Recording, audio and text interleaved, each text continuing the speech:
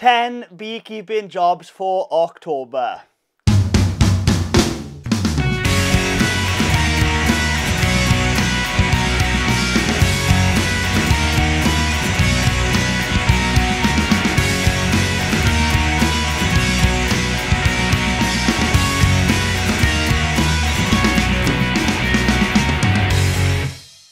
Hello, I'm Griff Rees, welcome to Winning Griffith. Here we talk everything beekeeping, farming, countryside living, and we do reviews as well.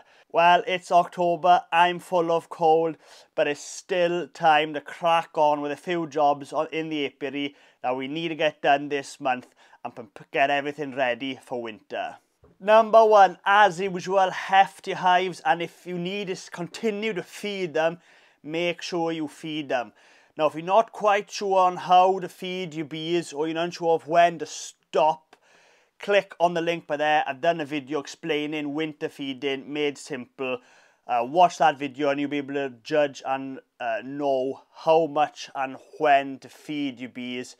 If they're light this month, we really need to bring them up to weight. This is the important month where they have to be up to weight, ideally by the end of the month, because the cold weather is going to come any minute.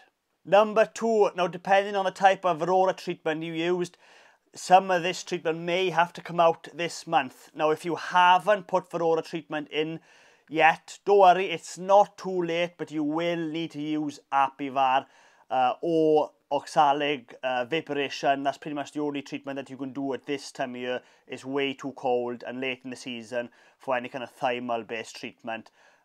Those are your options now. Number three, mouse guards. Now is the time where we want to be putting mouse guards on the hives.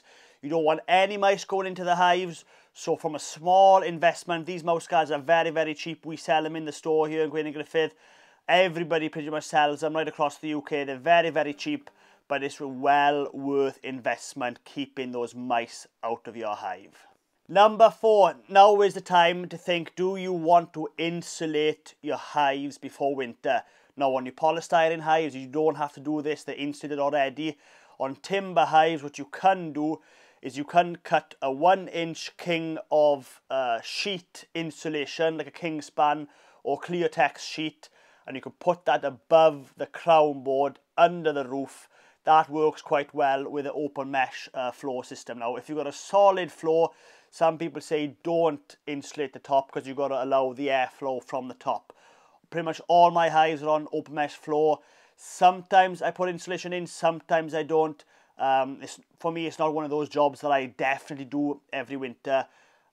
Probably around half my timber hives I put through with some kind of insulation under the roof. The other ones I don't. And I've been keeping bees a long time.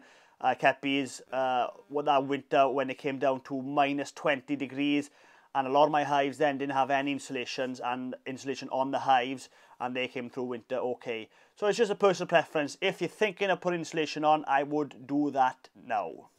Number five, now depending where you are, woodpeckers may be a problem. Especially in the winter months, they'll come down, burrow a hole in the side of your box and cause rampage within the hive trying to get at some grubs. Now, the best thing to do in this situation is to wrap your beehive in chicken mesh to stop the woodpecker getting to it.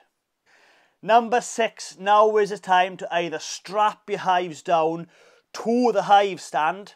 That's how I would strap hives for the winter. I wouldn't just strap the hive itself, I would strap them to the hive stand so it can't blow off. Or if you've got nice big heavy timber hives and you're not in an exposed area, then bricks on the roof will do just as good of a job. Because we've got to realise we're going into winter, storm season. We could have gale force winds come out the blue, out of nowhere. You want to make sure that your hives are not going to go anywhere. Number seven, now anything half dead in the apiary, or you just know for a fact that these bees are not going to make them, shake those bees out now. There's no point investing any more money in them. Shake them out, get them gone, and get those bees and hives out of the apiary so you've only got good viable bees on that site for the winter. Number eight, now is the perfect time to plan for next year. Do you want more bees? Do you need more kit? Are you going to buy extracting equipment? What's your plans? Now is the perfect time to start thinking about what your next year plans and goals are so you can implement them now. Number 9, with that said, keep an eye out for Beekeeping Sales. Some of the major UK beekeeping supplies, they have fantastic winter sales. And by you planning what you're going to do next year before the sales, so you can buy most of your kit at knockdown prices in the sales. Number 10, and finally, plant spring bulbs now. Now is the perfect time to plant bulbs. The garden centres are absolutely full of bulbs now. We're thinking of bluebells, we're thinking snowdrops, we're thinking crocuses. All this is excellent first pollen for the bees come spring. So the work you do now, especially in the apiary or around your garden, you will see instant benefit on these flowers in spring because your bees are going to be working them straight away. And what I like about planting flowers in the garden and in the apiary, number 1, the bees get benefit from it, and number 2, you get to see your bees working the flowers which you have planted, and that feels really good. Well, that's it for this video. Another important month in the beekeeping calendar, and we are almost there. Once we get this month out of the way, that's pretty much it for apiary work. But don't worry, there's still plenty of work to do over the winter months. I'll see you in the next video. Well, that's it for this video. Hopefully you enjoyed it. And don't forget, if you like this video and you want to watch more of the same kind of content, then please subscribe to my YouTube channel. I try my best to upload new videos every week. Thanks for watching.